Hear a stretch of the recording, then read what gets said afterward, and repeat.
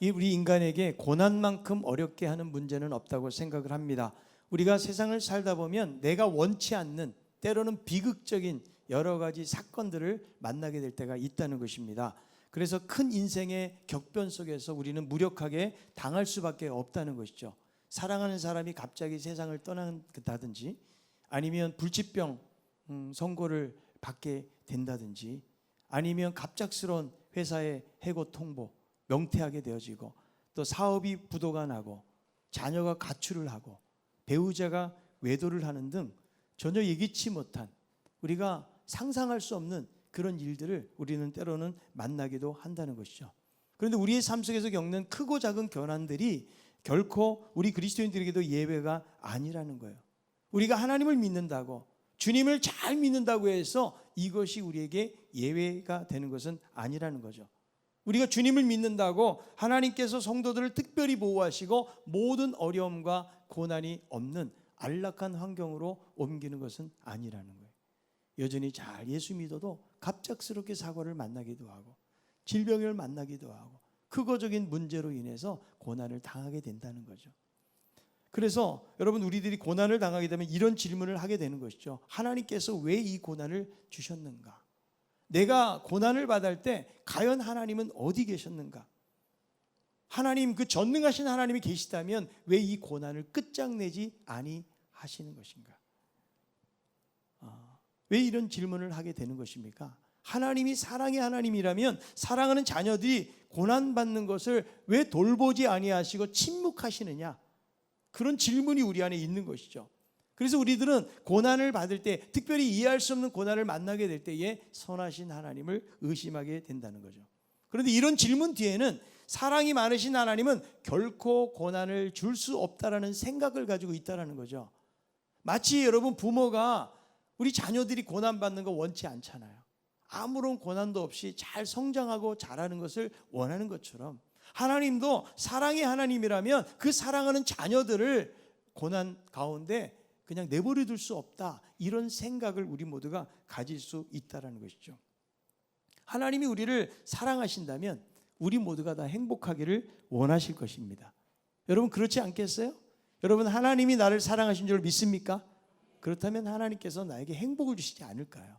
요한복음 10장 10절에 보니까 내가 온 것은 양들로 하여금 생명을 얻게 하고 더 풍성히 얻도록 하기 위함이다.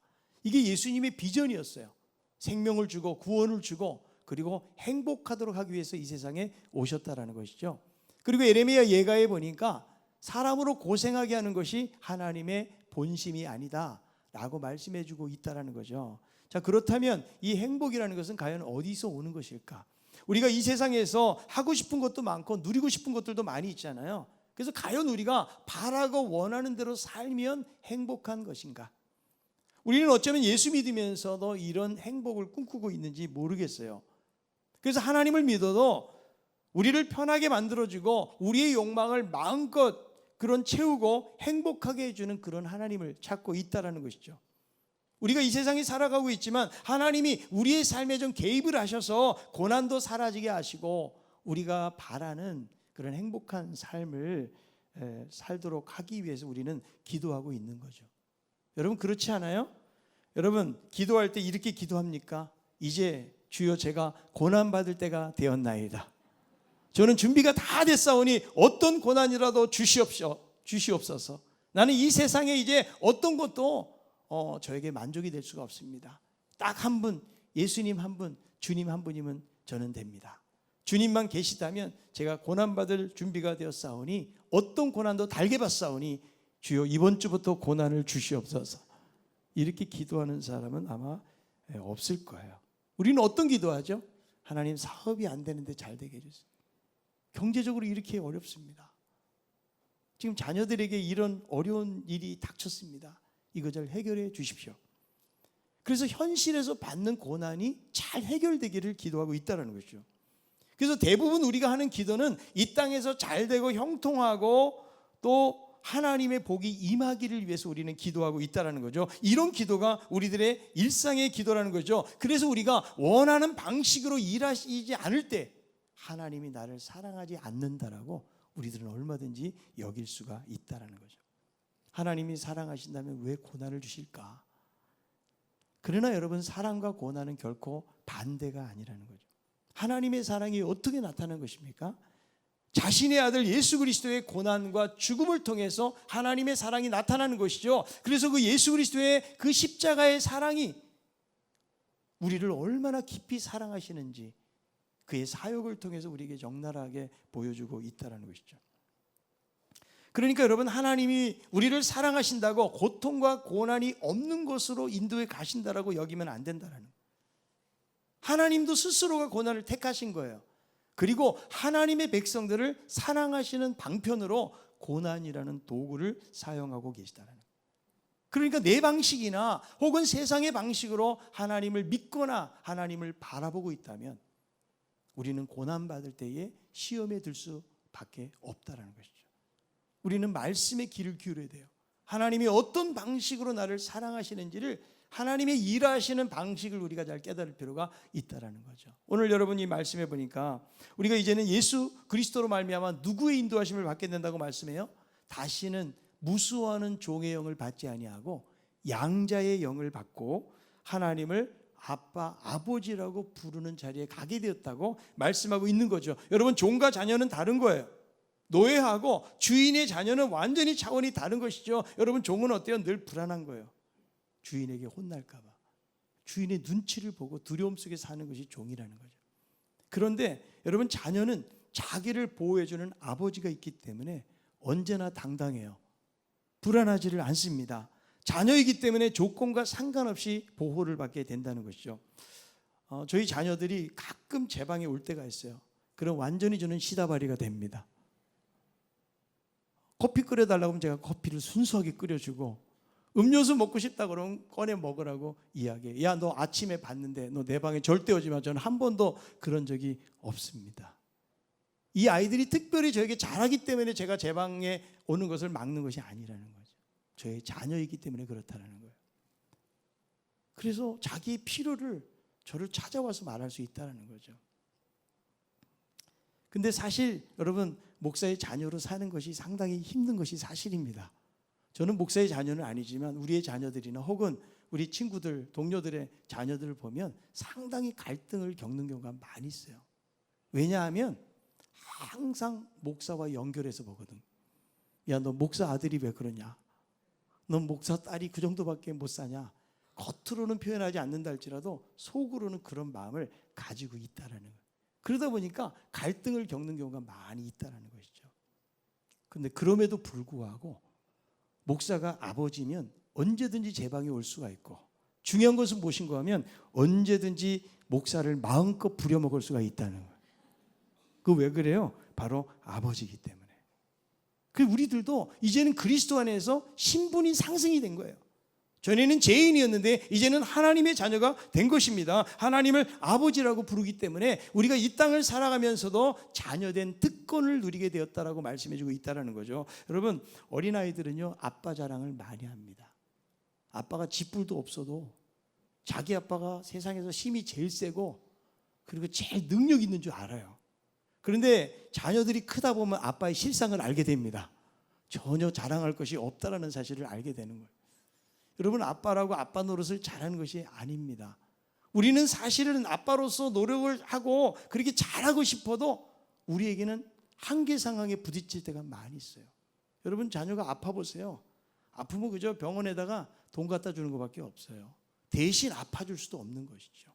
또 해주고 싶어도 마음은 가득한데 그렇게 못 해주는 그런 경우가 많이 있다는 거죠. 그런데 우리 아빠는 어떤 아빠예요? 세상을 창조하시고 다스리시고 인도에 가시는, 역사의 수레바퀴를 움직이시는 아빠가 누구 아빠라고요? 누구 아빠라고요? 바로 내 아빠라는 거예요.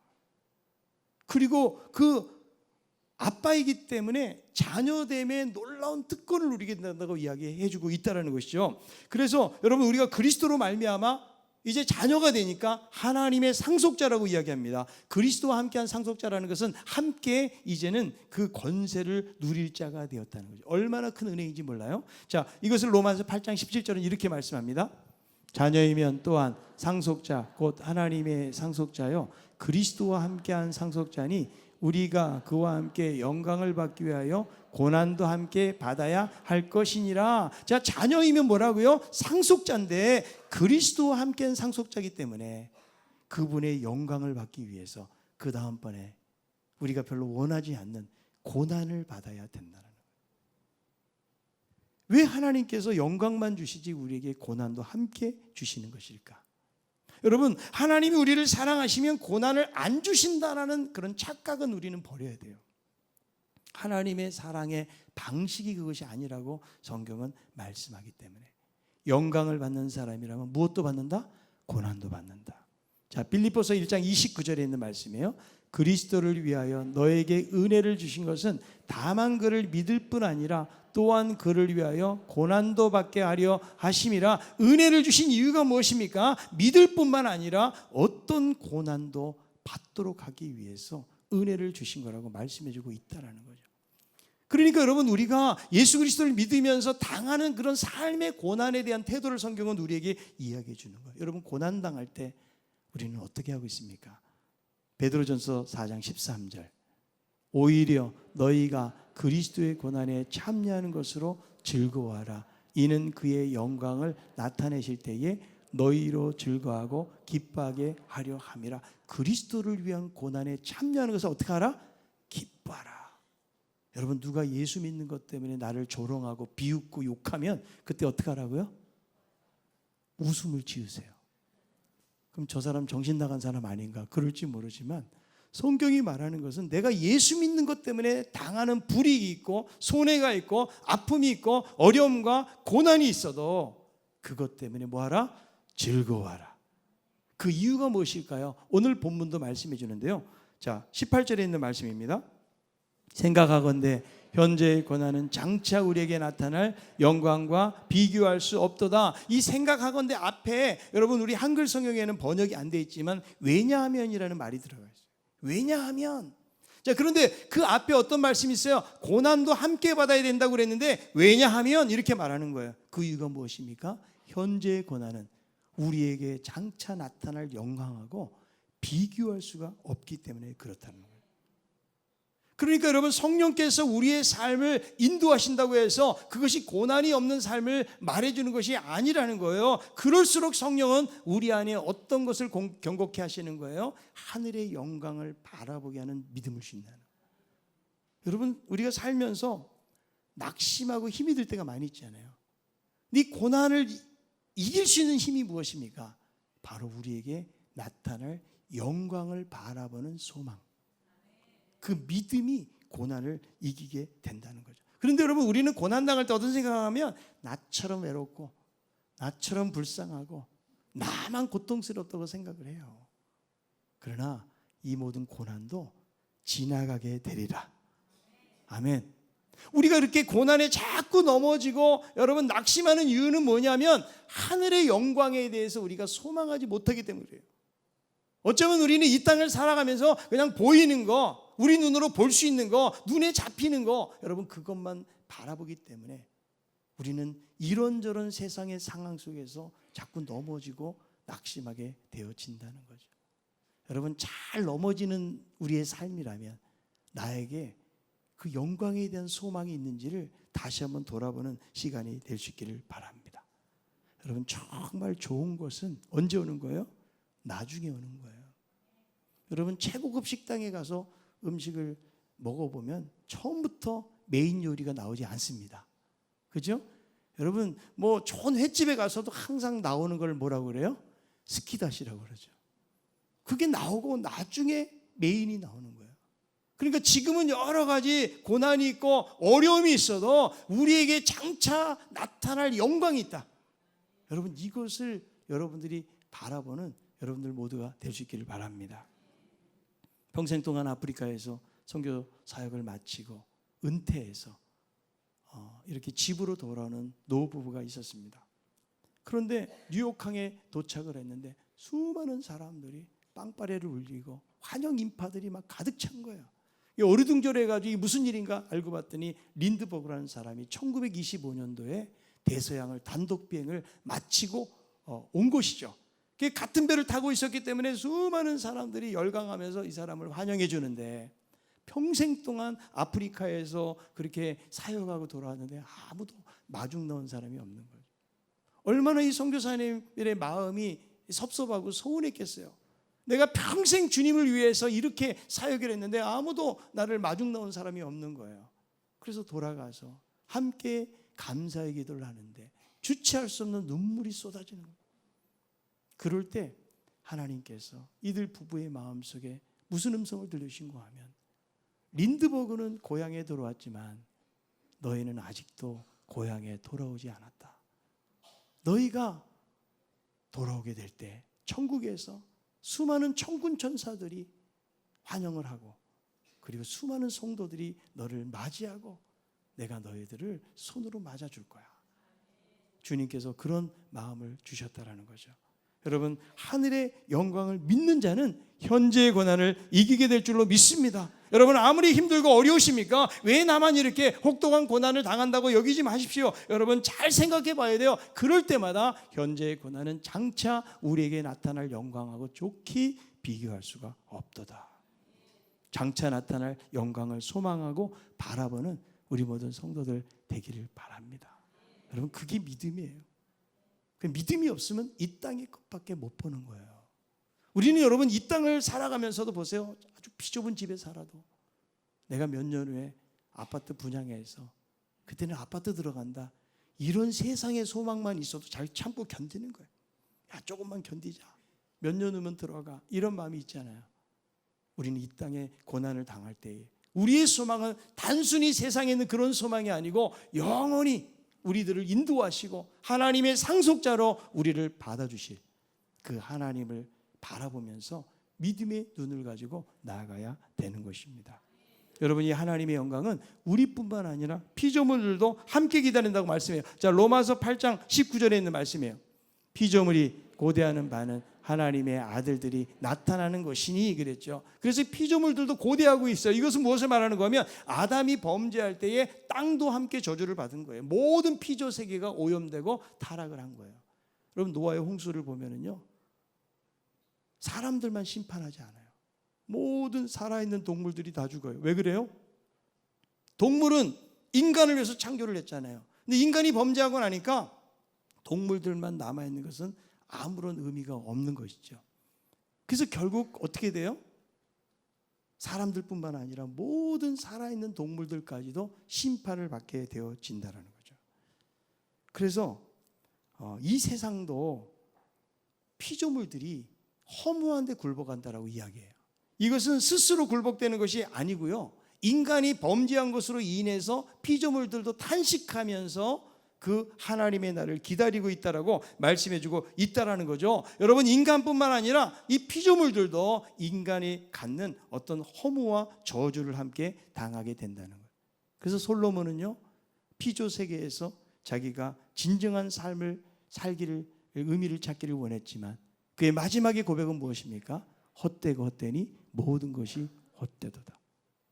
세상에서 모든 영화, 부귀, 권세를 다 누려봤던 왕의 고백이 바로 그런 고백이라는 거죠. 여러분, 피조물은 잘못한 게 하나도 없어요. 다 누구 책임이에요? 인간의 책임이에요. 그래서 인간의 범죄로 인해서 이 자연세계도 이 완벽한 하나님의 질서가 훼손되고 파괴가 된 것입니다. 오늘날 여러분, 우리들이 겪는 여러 가지 자연재해들 있잖아요. 홍수, 기근, 지진, 이런 것들이 어디서 온 거예요? 바로 인간의 죄로 인해서 피조물들도 그런 또 어려움을 당하고 있는 것이라고 말할 수가 있는 것이죠. 여러분, 우리가 살고 있는 이 지구는요, 하나님이 주신 거예요. 이 죄로 인해서 그런 여러분 자연재해와 많은 어려움들이 있어요. 여러분, 오늘날 우리들이 가장 힘들고 어려운 게 뭐예요? 최근에는 좀 덜한 것 같지만 미세먼지. 아니, 전에 듣도 보도 못한, 요즘은 초미세먼지라는 게 또 있어요. 그래서 여러분, 마스크 끼고 다니는 이런 모습 보면 얼마나 여러분 안타까움이 있습니까? 지금 여러분 열대우림이 매일 여의도 면적의 38배가 되는 열대우림들이 사라져가고 있다는 거예요. 그것은 무엇을 말해요? 이제는 이산화탄소를 흡수하는 그런 우림들이 사라져가고 있는 거예요. 점점 여러분 지구는 황폐화돼 갈 수밖에 없다는 거예요. 그래서 자연이라는 게 참 정직한데 인간이 하는 대로 그대로 그래서 이 피조물도 타락하고 죄의 법칙이 작용하는 세상 속에서 죽음의 열매를 맺고 있는 거예요. 그래서 성경은 이 피조물들을 의인화해 가지고 마치 우리들이 주님의 재림을 기다리고 있는 것처럼 이 피조물들도 썩어짐의 종로에 대해서 해방되기를 기다리고 있다. 그렇게 성경은 말씀하고 있는 거죠. 자, 로마서 8장 21절에 있는 말씀이에요. 그 바라는 것은 피조물도 썩어짐의 종로로 단 데서 해방되어 하나님의 자녀들의 영광의 자유에 이르는 것이니라. 이 피조물들도 기다리고 그리고 우리들도 기다린다. 무엇을 기다려요? 몸의 속량을 기다린다라. 자, 로마서 8장 23절. 그뿐 아니라 또한 우리 곧 성령의 처음 익은 열매를 받은 우리까지도 속으로 탄식하여 양자 될 것 곧 우리 몸의 속량을 기다리느니라. 여기에 보니까 뭐라고 말씀하고 있는 거예요? 아직 양자 될 것이라고 이야기하거든요. 이미 우리는 예수 그리스도를 믿음으로 말미암아 양자가 되었는데 다시 양자 될 것이라고는 미래를 말하고 있는 이유가 무엇일까요? 이것은 바로 구원의 양면성을 말하는 거예요. 로마서 8장 1절부터 17절까지는요 이미 구원이 도래했다는 사실을 보여주지만 18절부터 마지막 절까지는 무엇을 보여줍니까? 앞으로 이루어질 구원에 대해서 말씀하는 거예요. 이것을 여러분 구원의 이중성이라고 말해요. 하나님의 구원을 우리가 이미 경험했지만 그러나 아직 이 구원을 우리는 맛보지 못하고 있는 거죠. 이 두 가지의 긴장 관계가 바로 우리의 구원의 관계라고 이야기하고 있는 거예요. 그러니까 여러분 구원파처럼 내가 이제 구원받았으니까 나는 어떻게 살아도 천국에 간다. 이거 잘못된 생각하고 있는 거예요. 그럼 구원의 과거적인 측면만 생각하는 거예요. 성경의 여러 곳을 보십시오. 여러분 과거적으로 말하는 것이 아니고 미래적으로 대부분 말을 하고 있어요. 앞으로 우리의 몸이 구속을 받게 될 것이다. 그래서 우리들은 구원받았지만 마치 구원받지 못한 사람처럼 이 구원을 위해서 행위로 구원을 받는 것은 아니지만 우리가 하나님 나라를 바라보면서 날마다 열심으로 진력하는 삶을 살아야 될 것을 성경이 말씀해 주고 있는 거예요. 자, 베드로후서 3장 11절부터의 말씀을 같이 한번 읽어봅니다. 이 모든 것이 이렇게 풀어지리니 너희가 어떠한 사람이 되어야 마땅하냐 거룩한 행실과 경건함으로 하나님의 날이 임하기를 바라보고 간절히 사모하라. 그날에 하늘이 불에 타서 풀어지고 물질이 뜨거운 불에 녹아지려니와 우리는 그의 약속대로 의가 있는 것인 새하늘과 새 땅을 바라보도다. 우리가 날마다 하나님의 날이 임하기를 사모하라는 거예요. 그리고 거룩한 행실과 경건함을 가지고 살아야 된다. 여러분 주님의 재림을 기다리십니까? 여러분 빨리 천국 가고 싶으세요? 네, 몇 사람 아멘 하는 것 같은데 우리는 그렇게 좋은 천국도 가라고 그러면 기분 나빠합니다. 우리가 사실은 그냥 말로만 하는 거예요. 정말 그 영원한 영광을 바라보는 사람이라면 주여 나를 보내주시옵소서. 사도 바울이 그런 고백했거든요. 내가 빨리 주님 만나고 싶다라고 고백을 했거든요. 과거에 제가 섬겼던 어느 장로님, 이 장로님은 며칠 후에 이제 돌아가죠. 암 걸리셔가지고. 제가 그 가정에 갈 때마다 오히려 제가 가서 도전을 바꿔요. 목사님, 제가 몸은 이렇게 고통스럽지만 그러나 곧 주님을 만나게 될 것입니다. 활짝 웃으면서 그 투병 중에서도 그렇게 하나님 나라를 바라보는 그 모습이 지금 많은 시간들이 흘렀지만 여전히 기억되고 있거든요. 여러분 천국은 막 나이 든 어르신들만 생각해야 될 것이 아니라는 거예요. 우리들도 몸의 속량 그리고 주님의 오심을 날마다 사모하라는 거예요. 우리는 아침에 일어나서 이런 기도 잘 안 하죠. 주님 오늘 오시는 거 맞습니까? 이런 기도 안 해요. 우리는 어쩌다 메시지를 접하면 주님이 오신다고 하는데 언제 오실지 모른다. 이걸로 끝. 그러니까 우리의 삶에 뭐가 없어요? 긴장감이 없어요. 근데 마치 성경에서 주님은 뭐라고 말씀하시는가 하면 바깥에서 어떤 사람이 문을 두드리면 마치 문을 열어주고 등불을 들고 있는 사람처럼 하라는 거예요. 여러분 그런 긴장감이 있어야 돼요. 근데 우리의 삶에 고난이 없다 보면 그냥 이 세상에 취해서 사는 거예요. 흠뻑 취해서 살아요. 그러다 보니까 주님에 대해서 사모하는 마음을 갖지 못하고 살 때가 많이 있다는 거죠. 여러분 우리의 소망은 결코 이 땅에 있는 것이 아닙니다. 이 땅에 있는 소망은 보이는 소망이에요. 우리에게 주신 소망은 보이지 않는 소망. 고린도후서 4장 18절, 우리가 주목하는 것은 보이는 것이 아니요 보이지 않는 것이니 보이는 것은 잠깐이요 보이지 않는 것은 영원합니다. 여러분, 보이지 않는 것을 따라가야 돼요. 여러분, 이 세상에 보이는 것을 따라가잖아요. 그러면 많은 삶의 허무가 있어요.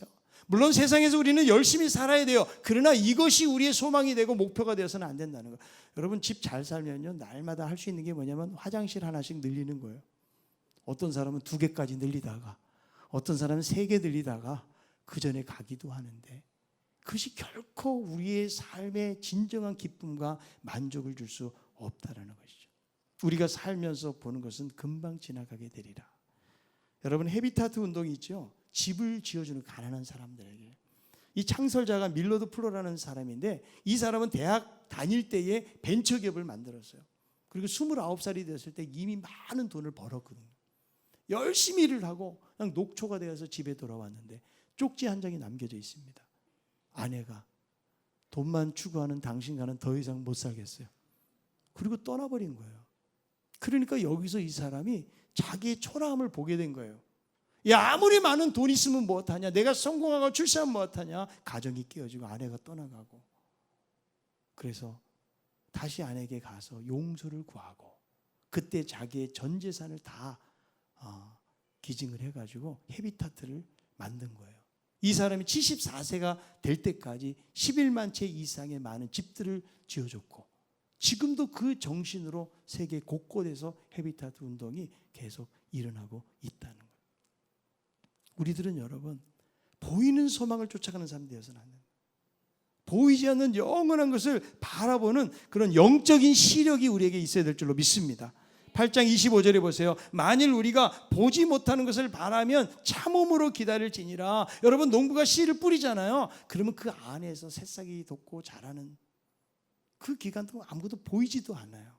그 열매를 맺을 때까지 농부에게 가장 필요한 것은 뭐냐? 바로 참고 기다리는 거예요.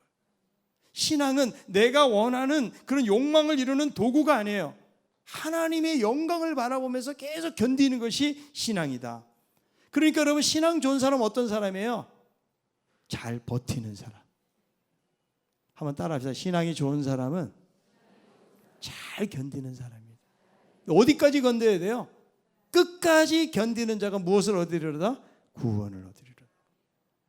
여러분, 예배 시간에도 중간에 졸지 말고 끝까지 견뎌야 돼요. 아멘입니까?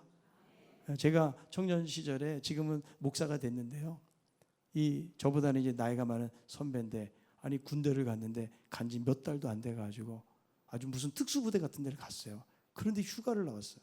그래서 아니 포상을 어떤 포상 받느냐 물어봤더니 자기가 째려보기 위해서 1등 했대는. 연대에서 1등을 했대요. 그러니까 눈을 깜짝거리지 않고 그 사람을 계속 째려보는데 끝까지 눈을 뜨고 있는 자가 구원을 얻으리로다 이래가지고 포상휴가를 나왔다는 거예요. 그 상 이름이 뭔지 아세요? 빛나는 눈동자상이라고 받았다. 우리들도 그런 거 해보잖아요. 눈 한번 지켜들고 상대방 바라보면서 막 눈물을, 독한 사람들은 눈물을 흘리면서 계속 눈을 뜨고 있는 거죠. 여러분, 신앙은 마치 그와 같은 거죠. 그런데 우리가 이렇게 견딜 때에 우리를 힘들게 만드는 게 뭐냐? 고난이 오는 거예요. 고난이. 이것이 우리의 소망을 아주 흐려지게 만드는 것이죠. 그럴 때 하나님, 왜 나에게 이런 시련을 주시는 것입니까? 그러나 오늘 말씀을 보면 하나님이 나를 사랑하시는 방식이구나. 여러분, 고난은요, 우리가 뭐 흔히 하는 말 그거잖아요. 변장된 축복이라고. 그렇게 믿습니까? 여러분, 현재의 고난이 클수록 하나님의 그 영광은 더 크게 다가온다는 걸 믿으시기 바랍니다. 영국의 유명한 기독교 문학을 하시는 분이 숨어 계시는 하나님이라는 제목으로 수필을 썼는데요, 그분은 자신의 경험을 통해서 숨어 계신 하나님을 경험하게 되었다는 거예요. 이분이 결혼해서 아이를 낳고 키우고 있는데 이제 아기가 딴방에 있잖아요. 조그만 침대에다가 아기를 누이고 잠을 재운 후에 불을 끄고 돌아왔어요. 그런데 이제 아기가 울기 시작을 하는 거예요. 당장 쫓아가서 도와주고 싶지만 아기 스스로가 이제는 독립적인 인격으로 잘 자라도록 하기 위해서 엄마는 참고 있는 거죠. 아이의 울음소리는 더 커졌어요. 그때 엄마의 마음은 아프지만 그때 이 분이 이렇게 고백했다고 그래요. 아가야, 나는 너에게 멀리 떨어져 있지 않단다. 엄마는 너를 도울 수 있단다. 그러나 너는 이 울음을 이기고 혼자 방에서 자는 것을 배워야 돼. 이렇게 독백을 하는 순간에 그는 시편에 나타난 숨어있는 하나님, 시편에 여러분 그 환난과 고난으로 인해서 많은 어려움 당하잖아요. 그 숨어있는 하나님에 대해서 놀라운 깨달음을 얻게 되었다는 거예요. 여러분, 삶이 힘들고 어려울 때에 하나님을 생각해 보세요. 하나님이 우리를 도울 수 없어서 돕지 않으신 것이 아니라는 거예요. 하나님은 우리의 성숙을 위해서 때로는 숨어 계시는 하나님으로 계신다는 거예요. 우리의 신앙을 연단시키기 위해서. 여러분, 예수님이 제자들하고 함께 갈릴리 바다를 건너가는 큰 풍랑을 만나요. 지금 배에는 물이 가득 차게 돼서 위기 상황을 만난 것이죠. 그런데 예수님이 여전히 고물에서 베개를 베고 주무시고 계시는 거예요. 여러분, 예수님이 그렇게 피곤하셨을까요? 예수님이 그렇게 잠이 많으셨을까요? 그 상황에서 어떻게 잠이 옵니까? 예수님은 제자들을 테스트하고 계십니다. 그럼 뭐라고 말씀하세요? 너희가 어찌하여 믿음이 없느냐? 라고 물으시죠. 때로는 하나님께서 우리를 시험하시는 거예요. 우리가 아플 때에 하나님은 가만히 계시는 분이 아니라는 거예요. 우리의 고난을 그냥 넘기지 아니하신다는 거죠. 우리가 사랑하는 사람이 고난받을 때 우리도 마음이 아픈 것처럼 하나님도 우리의 고난에 대해서 외면하지 아니하신다. 여러분, 나사로의 무덤을 보시면서 예수님은 눈물을 흘리셨더라고 그랬거든요. 그 죽음에 처할 수밖에 없는 인간의 연약한 모습을 보면서 눈물을 흘리신 주님. 여러분, 내가 고난받을 때에 때로는 하나님이 침묵하시는 거예요. 하나님이 응답하시지 않는 것입니다. 그럴 때 하나님 왜 나를 사랑하지 않으십니까? 라고 물으면 안 돼요. 왜냐하면 하나님의 방식이 그것이 아니기 때문에. 하나님은 우리의 겪는 고난을 다 제거시키지 않으신다는 거예요. 주님이 우리를 사랑하지 않으셨다면 그분은 십자가에서 죽지 않으셨을 거예요. 그분은 십자가의 죽으심으로 그 사랑의 깊이를 우리에게 보여주신 거예요. 그러므로 오히려 고난을 허락하실 때, 야, 하나님이 나를 사랑하시는구나, 나에게 더 큰 영광을 주시기 위해서 이런 고난을 허락하고 있는구나, 현재의 고난은 장차 우리가 만날 고난과 비교할 수가 없구나. 여러분, 우리 형제들 가운데서, 우리 교우들 가운데서 고난과 어려움을 당한 사람들이 많이 있어요. 그럴 때마다 손을 잡아주세요. 기도해 주세요. 곧 지나가게 되리라. 소망을 부어주세요. 우리는 여기까지 우리가 살아가는 인생 속에서 그냥 달리기 하고 끝낼 사람들이 아니에요. 영원한 하나님 나라를 바라보고 함께 손을 잡고 가야 되는데, 나 혼자 여러분 격리되어 있고 떨어져 있으면 그 어려움을 이길 수가 없어요. 그러나 목장에서 함께 만나고 기도하고 그 사람을 격려해주고 도와줄 때 우리는 하나님의 나라에 넉넉하게 들어가게 될 줄로 믿습니다. 하나님이 때로는 숨어 계시는 것 같지만 하나님 우리를 사랑하세요. 우리가 울고 있을 때 하나님도 울고 계세요. 하나님도 안타까워하시면서 우리의 신앙이 더 성장하고 하나님 바라보기를 하나님은 원하고 계신다는 거예요. 여러분, 아무런 편안한 환경 속에서 자란 사람 치고 신앙이 좋은 사람을 저는 본 적이 없어요. 그러나 인생의 수많은 고난을 겪으면서 믿음으로 살았던 사람들에게, 그들에게는 하늘의 영광을 바라보는 소망이 있기 때문에 어떤 역사 속에서도 핍박과 박해를 이길 수가 있는 것이고 끝까지 참고 견디면서 그 나라를 바라보았던 사람들, 그런 사람들이 믿음의 사람들이 아닙니까? 여러분, 우리 인생의 길을 걸어가면서 내가 예수 믿는다고 해서 형통한 길이 열리는 것이 아니에요. 어쩌면 예수 믿는 것 때문에 더 많은 손해와 더 많은 어려움이 올 수가 있어요. 그럴 때마다 여러분 하나님을 바라보세요. 그분이 응답하지 않는다고 낙심하지 마시고, 우리는 여러분 동굴로 들어가는 것이 아니고 우리는 터널 속에 있는 거예요. 언젠가는 이 어둠이 걷히게 되는 빛이 있어요. 여러분 그거를 바라보십시오.